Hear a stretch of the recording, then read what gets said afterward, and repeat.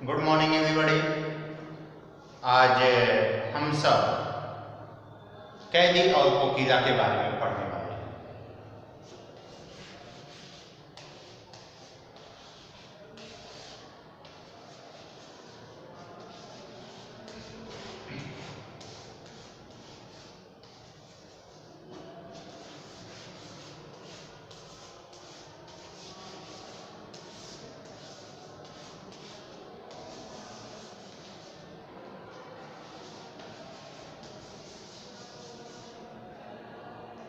कैदी और कोकिला जो यह रचना है, जो यह कविता है, यह रचना माखनलाल चतुर्वेदी जी द्वारा रचित है। माखनलाल चतुर्वेदी जो हैं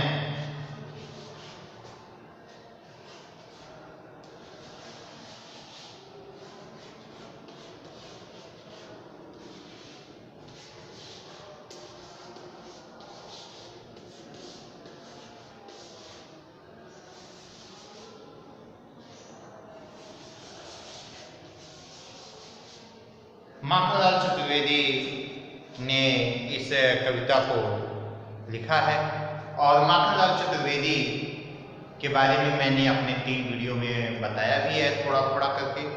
और आज हम कैदी और कोकिला इस कविता का अंतिम 2 पैराग्राफ का व्याख्या करूंगा और यह हमारा अंतिम वीडियो होगा कैदी और कोकिला पे।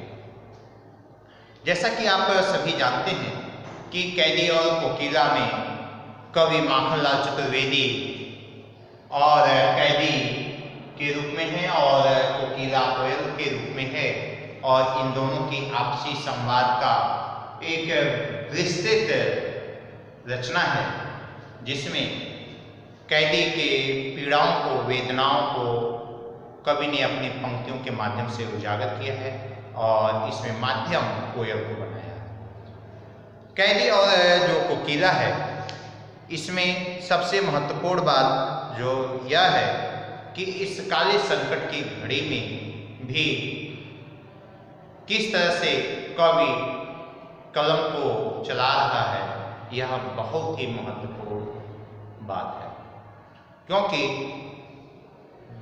कवि खुद व्याकुल है और वह कोयल की व्याकुलता को पहचान कर उसको माध्यम बनाया है और उस माध्यम से लोगों को बताना चाहता है कि अंग्रेजी शासनकाल में, अर्थात ब्रिटिश शासनकाल में देश के स्वतंत्रता संग्राम सेनानियों पे किस किस तरह की यातनाएं की जाती थी।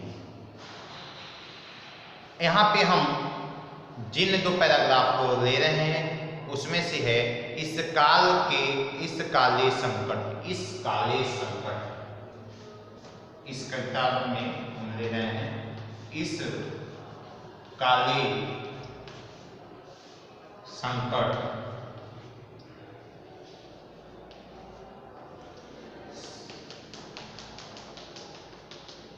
इस काले संकट और अंतिम जो पंक्ति है कोकिल बोलो तो, कोकिल बोलो तो।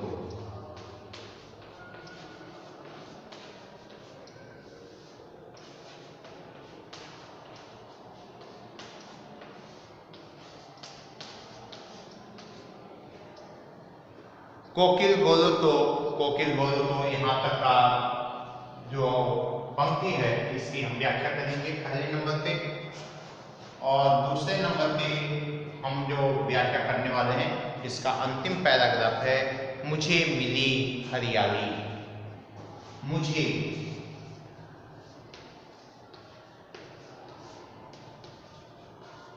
मिली डॉट डॉट डॉट डॉट कोकिल बोलो तो।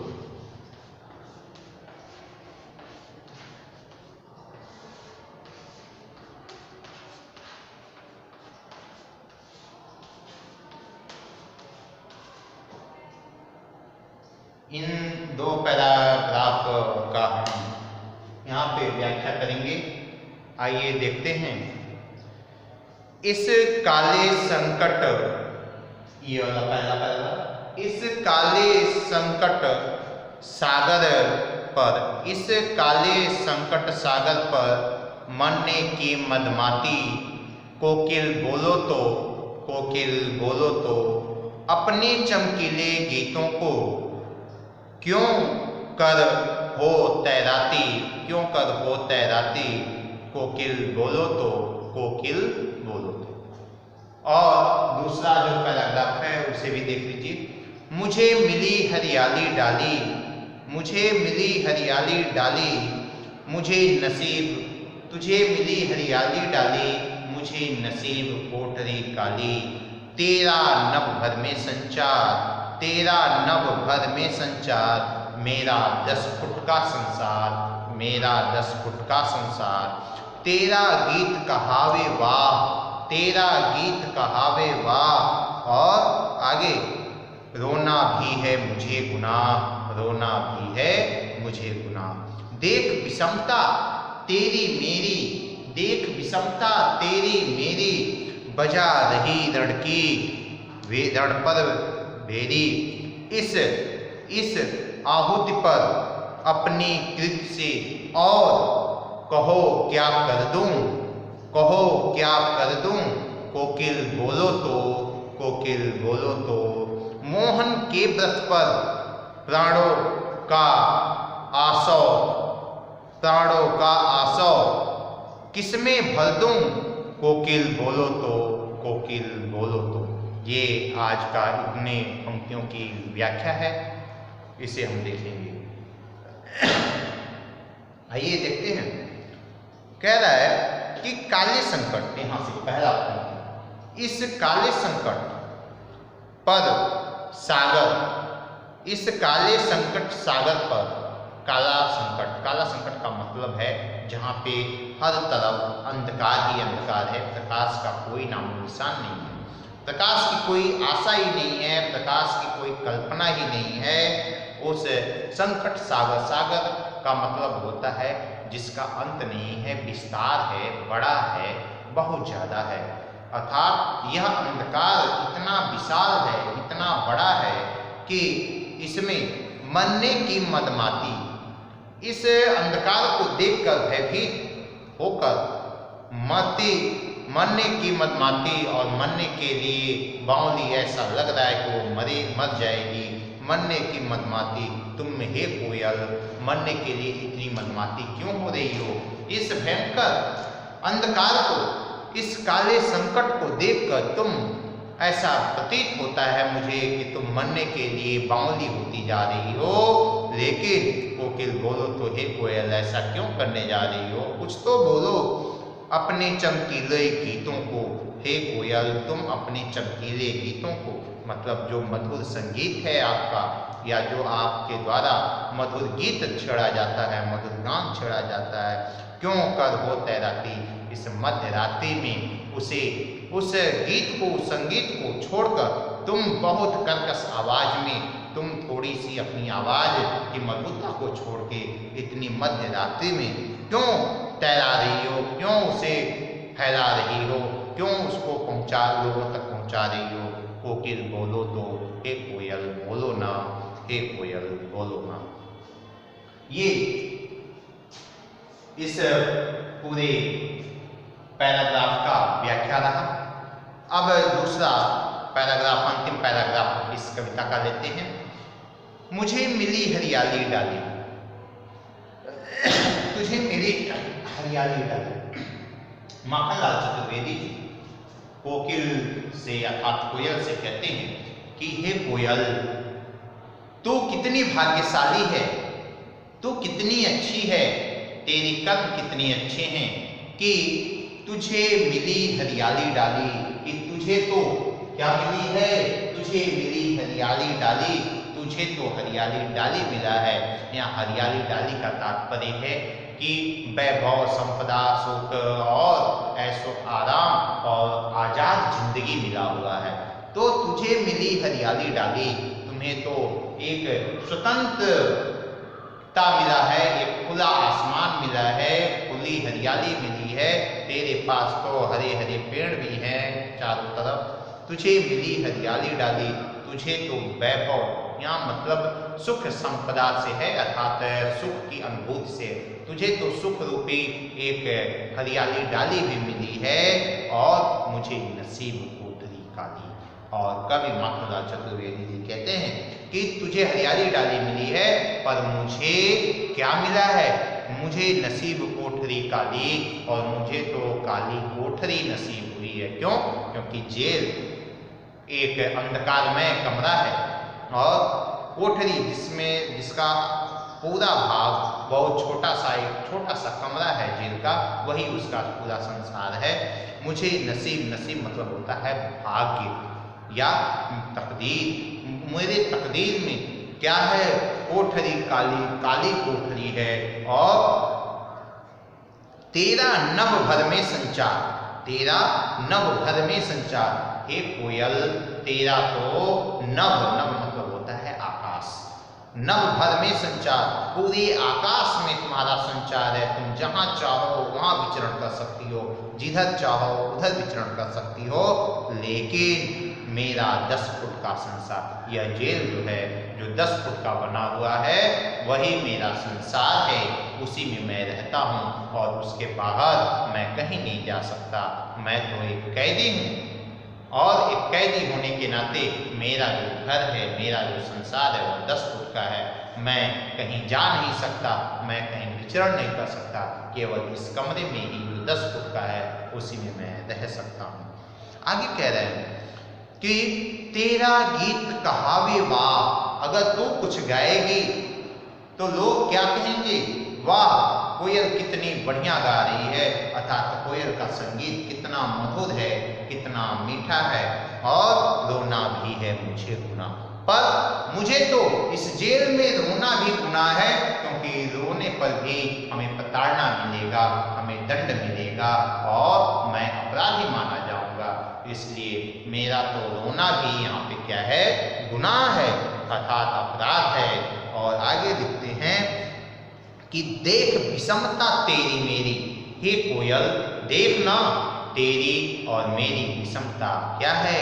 तेरी मेरी, देख विषमता तेरी मेरी, हे कोयल मेरी और तेरी जो विषमता है वो देख क्या है? बजा रही तिस पर रणबेरी। और कवि कहता है कि मेरे भी अंदर युद्ध का बिगुल फूंकने का साहस है और तेरे भी अंदर बिगुल फूंकने का साहस है। इसीलिए बजा रही रणबेरी, बजा रही तिस पर रणबेरी। और ऐसा लगता है कि यह विद्रोह का बीज अभी फूट जाएगा और मैं युद्ध की क्या कर दूंगा? युद्ध के लिए बिगुल बजा दूंगा। आप देखते होंगे कि जब महाभारत या कुछ ऐसे धारावाहिक जब आप देखते होंगे तो वहाँ पे युद्ध से पहले एक बिगुल रणबेरी बजती है, एक युद्ध के लिए आवाज निकाला जाता है और फिर दोनों पक्षों में युद्ध होता है। वही कह रहा है कि बजा रही तिस पर रणबेरी, और मेरा हृदय इस समय युद्ध के लिए बिगुल फूंकने का मन करता है, और तेरा भी, हमें लगता है कि तेरा भी मन क्या है? बिगुल फूंकने के लिए क्या है? व्याकुल है। इस हुंकार पर, इस रण की वेदी की हुंकार पर कहो अपनी कृति से, तुमने जो यह बिगुल फूंक रखा है, जो तुम मध्य रात्रि में आवाज निकाल रही हो, चीख निकाल रही हो, इस हुंकार पर क्या अपनी कृति से मैं अपनी इस रचना में, अर्थात कैदी और कोकिला जैसी रचना में, और कहो क्या कर दूं? क्या कुछ कहना चाहती हो? कुछ कहना चाहती हो तो कहो, मैं उसे क्या कर दूं? लिख दूं? कोकिल बोलो तो, हे कोयल बोलो ना, अगर कुछ लिखना है तो बताओ, मैं अपने इस कलम रूपी बिगुल से, रण की वेदी से मैं शंखनाद कर दूं। तुम कहो तो सिर्फ, तुम बताओ तो सही। क्योंकि मोहन के व्रत पर, मोहन का मतलब यहाँ पे है मोहनदास करमचंद गांधी, अर्थात महात्मा गांधी के आह्वान पर देश की स्वतंत्रता के लिए जब उन्होंने आम जनमानस से सहयोग मांगा था, उन्होंने कहा था कि तुम मुझे सहयोग दो ताकि हम देश को आजाद करा सकें।